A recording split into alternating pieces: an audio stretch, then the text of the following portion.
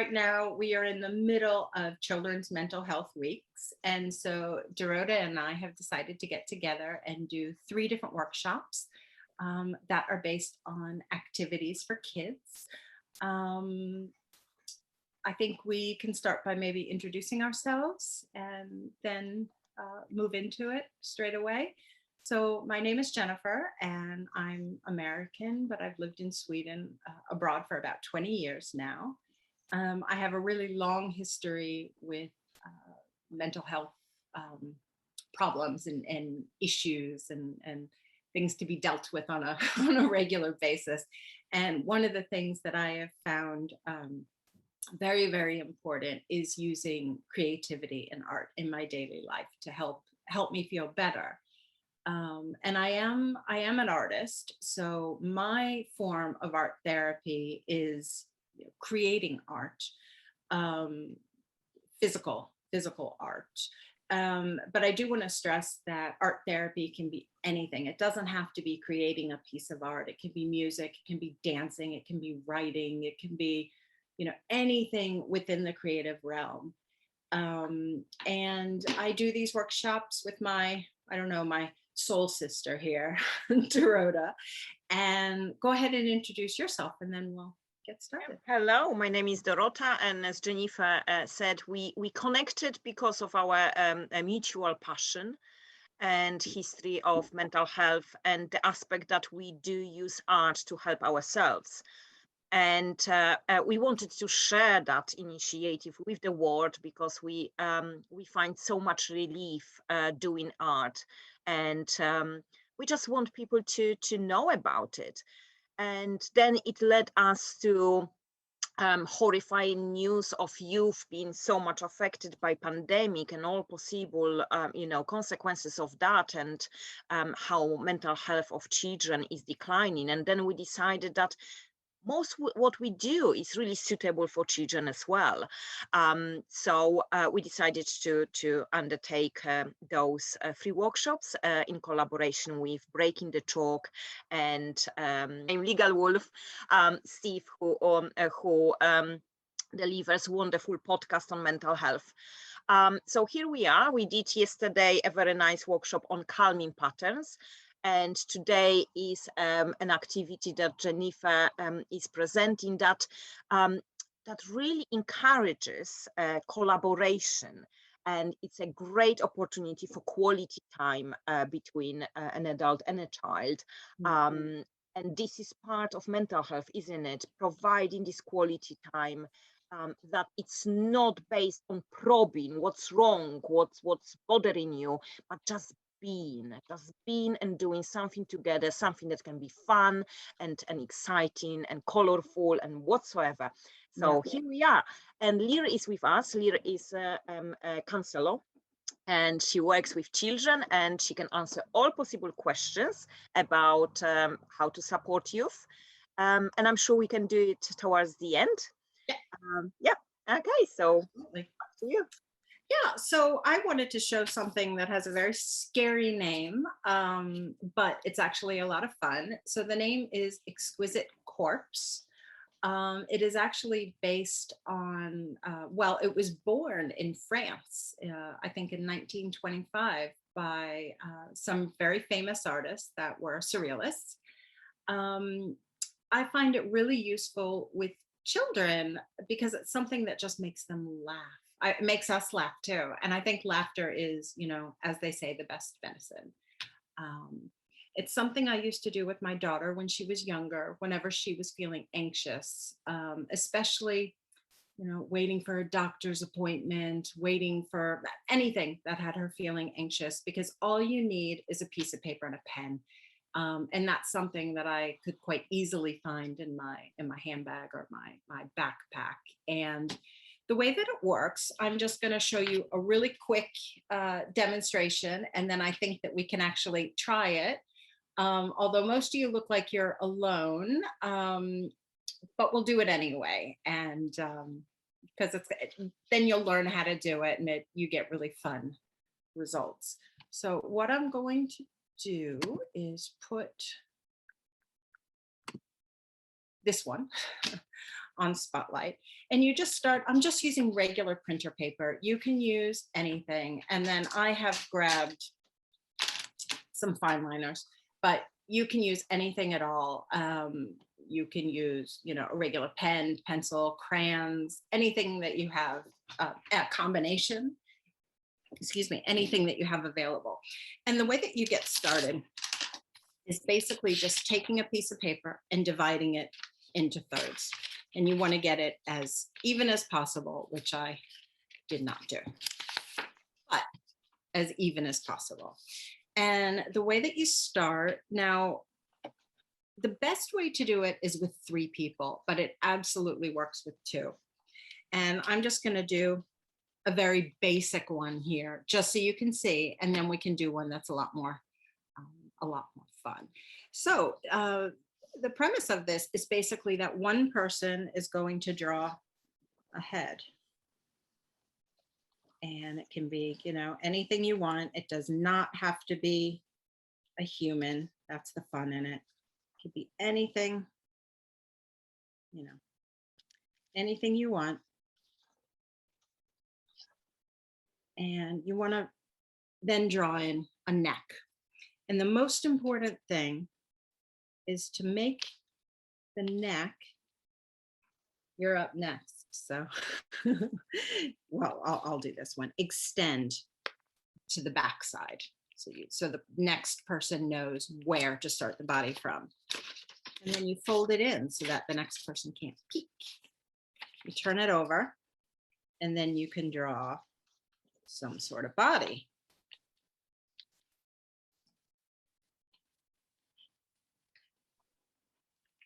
Doesn't matter, we'll just do a super duper basic one here. Whatever. We'll give them 4 arms just to get some level of humor in here. And then, same as before, you're going to draw marks for legs. And then either the first person continues or the third person, if you have. And then they're going to draw something without knowing what's on the other pages.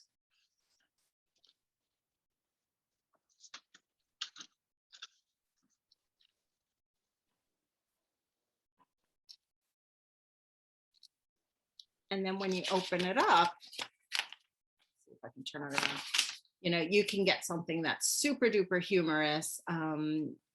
Especially, it's really hard to do, I must say, if you're doing it by yourself, because you know what you've already drawn.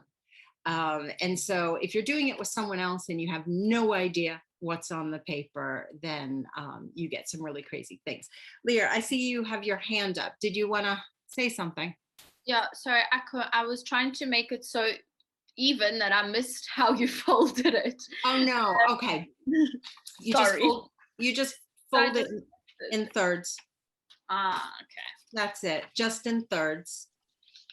Okay, thank you. Super duper easy. And I know Kat is there with kids. I just want to make sure that, are you okay, Kat? I guess if you're, yeah, we're doing well. Okay, awesome. We've started. Okay, so now let's try. Finish whenever. I'm gonna pop there. Okay, so let's try and do one for real. So now I'm looking at my partner and I'm telling him, do not look at my paper because it's a lot more fun if it's a surprise. So he is sitting there playing Candy Crush, I'm sure, and or on Facebook or Instagram or something along those lines. Yeah, and I'm just going to get started and draw something simple, but hopefully something that he's not expecting, so that when he does the body, it does not match the head. So plug your ears. Okay. With your fingers. No, I'm kidding. You don't have to plug your ears. I won't say what it is while I'm drawing it. And you can get as complicated with these as you want. I've seen people do it with collage. I've seen paint. I've seen all sorts of different things.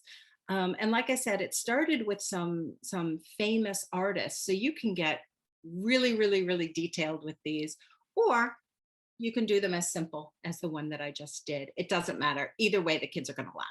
Super fun. So let's see.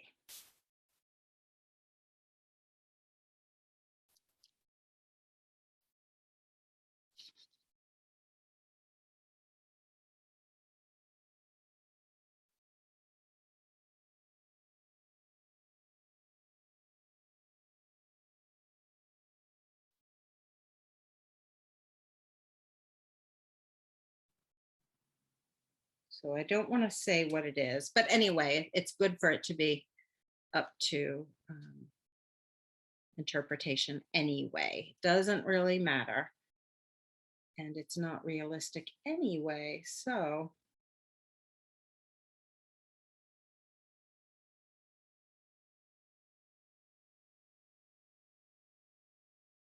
So we can just go with anything, and you don't need any sort of artistic abilities to do this. Anything goes. And that's what's one of the things that's super fun.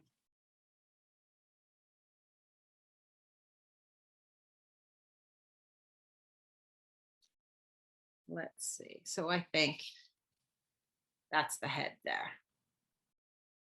I see Dorota squinting her eyes. She's like, what is that? It's nothing.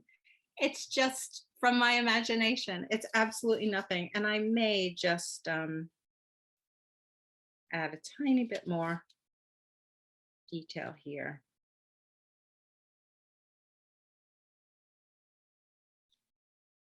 Just for fun. Let's see. What else?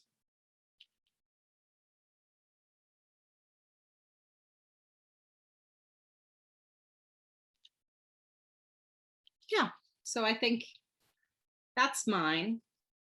Oops, absolutely crazy. Now I am going to continue the neck and do that. I'm just going to open it up a tiny bit, draw the neck, give my partner the choice of whatever. Oh, don't look. Okay. Whatever he wants to use. And I'm going to fold this into the middle so that he can continue here without seeing what I drew. So has to stay here so that it, oops, wait, there, so that it's still on camera. Don't look. I'm not going to look. They can hold me accountable. They can see me on screen. Oh, except I can see what you're doing on the screen. So I am going to, I'm just going to cover my eyes. It's much easier when you're sitting with someone and you can pass it across the table at a restaurant, or I don't know, you can look at your phone when when you're not, when the other person's drawing. But I think they can be so much fun to do. I know my daughter absolutely loved them. And then she started doing them with her friends as well. And that was just brilliant to hear, to take something that she enjoyed doing with me and continue doing it with her friends. And I would just hear laughter, so much laughter. And I think that is, one of the best noises in the world is children's laughter. So, and since Kat is sitting there with two little ones, I hope that you'll show us what they do. You've got three people, so it has the potential to be super duper duper cool. Not even potential, it will be, no matter what they do. And you as well. And even the people that are doing it on their own, it's like I said, it's more difficult because you have to make a conscious effort to not continue what you started to draw. However, I was even thinking when you do it on your own, you just could make sure that you have like 4 folded papers. Yeah, and then just mix them, that you don't know which one you will pick. Yes. Yes, absolutely. Absolutely. That's a brilliant idea.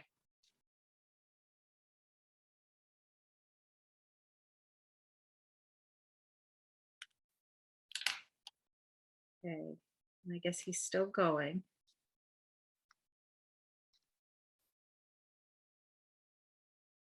I could do the do do do do do do do do do.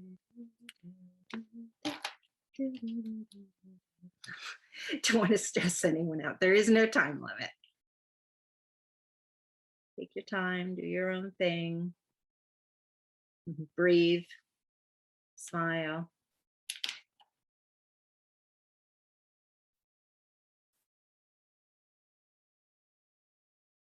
I want to try one of these with collage. I think that would be so much fun.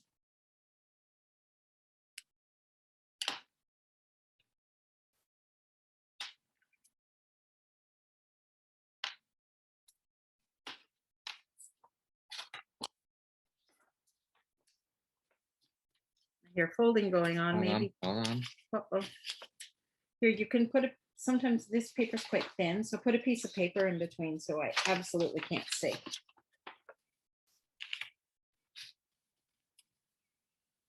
And it's really warm here, even though I'm in Sweden. So my Okay. face is very sweaty. I can look now? Yep. Okay. Whew. Sweaty, sweaty, sweaty. Need a drink of water.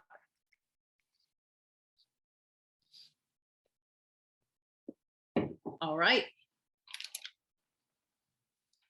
I'm going to go with number 3. Let's see.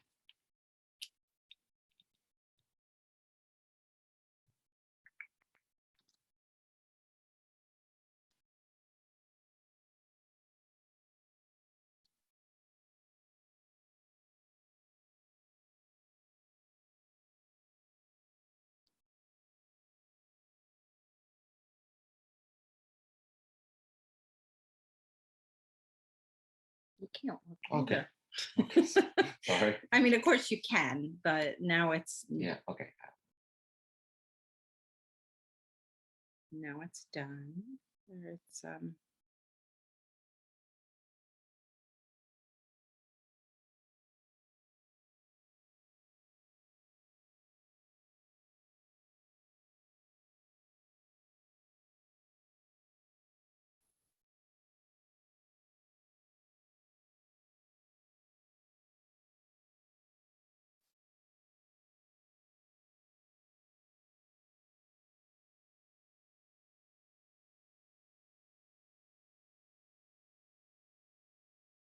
I think it would be interesting to do it on even bigger paper so you have even more room, because I find that I feel like I'm running out of room.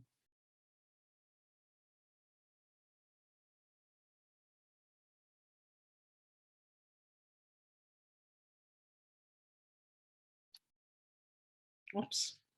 No, that's okay. Tell me when you're ready. I will tell you when I'm ready. I have a thing for circles and dots. I find them so relaxing. So they tend to show up in most of my work, anything that I do.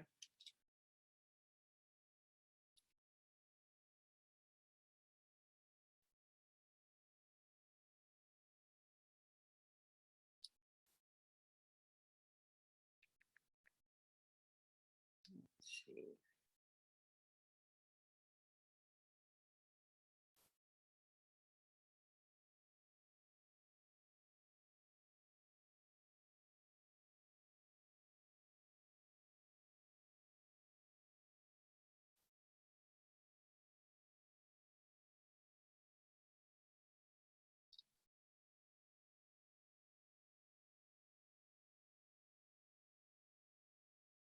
Yeah, so if I show you, not you, if I show everybody what I've done, there's my little contribution.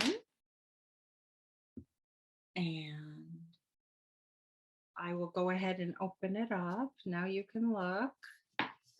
And we will, oh, you used lots.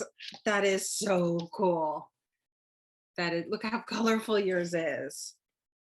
Christmas tree body, a ballerina legs. It's supposed to be balancing on a ball, but I ran out of room. With wings. With wings and kind of an alligator-ish face with a mohawk and a nose ring. So you come up with all sorts of things, and as adults we don't think it's quite as funny, but I guarantee some giggles from the kids, and then of course when they start laughing, we start laughing, and it's absolutely brilliant to do. It's a lot of fun. Isn't it cool? Yeah. Super cool. Super cool. Yeah. So that's Exquisite Corpse, or as they called it in France, what was it? Exquisite Cadaver. I'm not sure that corpse is much better, but they're both pretty grim, aren't they? We need to come up with a better name for this project. Do you have any ideas? Beautiful creatures. Oh, that's a movie, isn't it? Beautiful, funny fellas. I don't know. Funny fellas. Yeah, let the kids come up with a name. I'm sure they'll come up with something better than Exquisite Corpse. But I got really into it, to be honest. good. Oh, I It was love meant it. to be like the feet are dangling in water or whatever it is. So those are fish. Brilliant. I really loved it. It was great. There's so much fun. And you did Yeah, dangly earrings too. you inspired me, to be honest. But yeah, I loved it. It was super fun. It's a lot of fun. It's a lot of So fun. great for like imagination and creativity. Absolutely. Absolutely. You get really into it, and it was nice because I didn't think of anything else. It was kind of just like, okay, what am I gonna do next? Which was really nice. Yeah. Much needed. Exactly. Very cool. And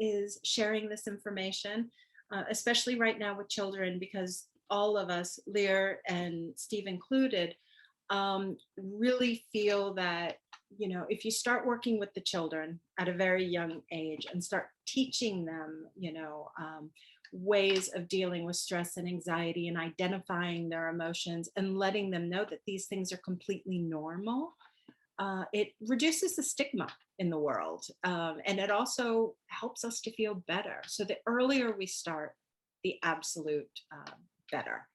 And Lear and Dorota, is there anything that you guys want to add to that? Because now I'm just,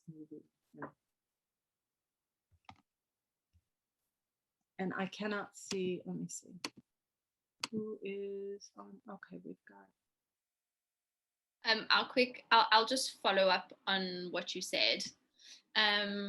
It's very true that the earlier we start with them, as you said, the less stigma, and we can really make it a family mental health awareness and talking about emotions and emotional resilience and kind of understanding themselves. And when it becomes less stigmatized in the family, it kind of says, okay, this is how I'm feeling, and it's okay for me to talk about it and to get the help and to get the support. And okay, this is a bit of a feeling that I've never had before. I'm trying to figure it out. So let me go and ask. And they can really, it's a way to handle and get the help that they need as early as possible, which is very helpful. And as someone who started to struggle with their mental health in high school, it was so mind-boggling for me that I literally had no idea what mental health even was. And it was so much harder for me to manage and cope with it that I completely blocked out everything and everyone. So even if I knew about it and understood, I really could have had a better way to deal with everything and, you know, manage it better. So the earlier we speak about it and talk about it normally, it's a way for us to connect and to tell the kids that it's okay. Also, in terms of bullying, there's like a lot of complications that, and I think when we talk about mental health, it can really reduce bullying as well. And definitely, I think also schools should talk about it more, obviously. And also kids can be very misunderstood, like the terrible twos and tantrums, where it really isn't terrible twos. And a tantrum is a way for them to, they don't know how to articulate what they're feeling, so they just kind of throw themselves, and it's just a way for them to actually ask for help. So understanding it and talking about it can help them and you. So sorry, I just went on a rant, but hope you got the message of what I wanted to say. It's a bit scary, this what I'm going to say, but we all had first experience of mental health issues in our teenage years. So this shows you that you can't sweep it under the carpet, because if it's not dealt with, it's very likely to affect adult life. So that is why we need to equip our children in tools to help themselves and break the stigma for them to be able to ask for help, because I suffered several years in silence. I thought that I'm going insane, and I was scared that my children will be taken away from me if anybody finds out. And perhaps I wouldn't end up with suicidal attempts if I was receiving help.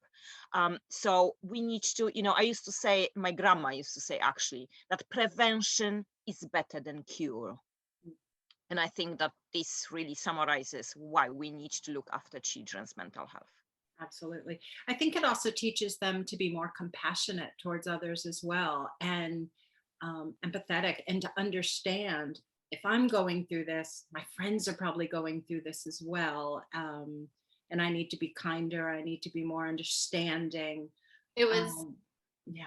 And it's literally that. It was on the news here, they showed a teacher became very famous where I'm on holiday.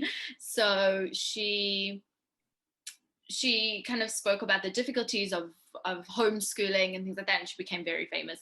And she did a whole initiative for bullying, and she brought everyone who's been bullied together. And my gran was like, kids can be so cruel. And I like immediately went onto attack mode. And I was like, they've come so pure, they don't understand, and people around them kind of damage them. So if we show that compassion and empathy, and if someone's not like me, it's okay, and it doesn't mean that they're weird or I should bother them. And another time when bullies are bullying, it's because also something's going on with them. Yeah. And it's a way that they're just like, I'm just going to be mean. So it's definitely, and I love the preventative statement. It's so brilliant. But yeah, it's exactly that. So, Joanna mentioned that emotional intelligence is starting to be taught in schools. Well, again, like a few decades behind with that, aren't we? But it's very good that there are some little changes.